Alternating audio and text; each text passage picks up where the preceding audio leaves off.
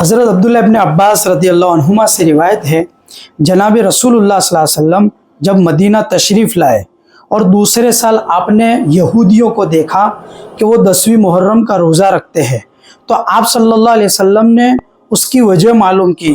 तो बताया गया कि ये एक बहुत अच्छा दिन है और यही वो दिन है जिस दिन बनी इसराइल को वक्त के ज़ालिम बादशाह फ़िरौन से नजात मिली थी।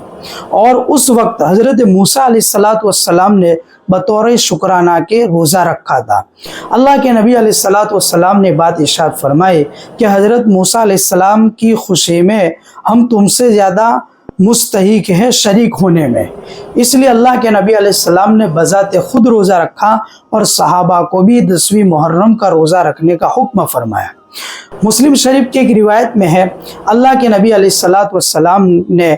अपने आखिरी ज़िंदगी के आखिरी दिनों में ये इरादा फरमाया और अपनी उम्मीद को ज़ाहिर किया कि अगर मैं आइंदा साल यानी अगले साल अगर ज़िंदा रहा तो मैं सिर्फ 10वीं मुहर्रम का रोज़ा नहीं रखूँगा यहूदियों की कॉपी और मुशाबहत से बचने के लिए, बल्कि मैं उसके साथ एक और रोज़ा मिलाऊँगा।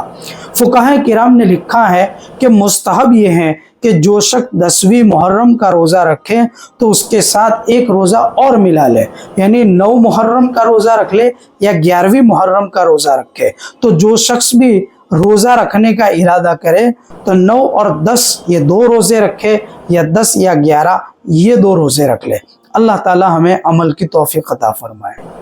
मुफ्ती साहब के YouTube चैनल्स को सब्सक्राइब कीजिए और इनके ताज़ा बयानात के जरिए अपने इल्मी, इस्लाही और फिक्री अबियारी करते रहिए।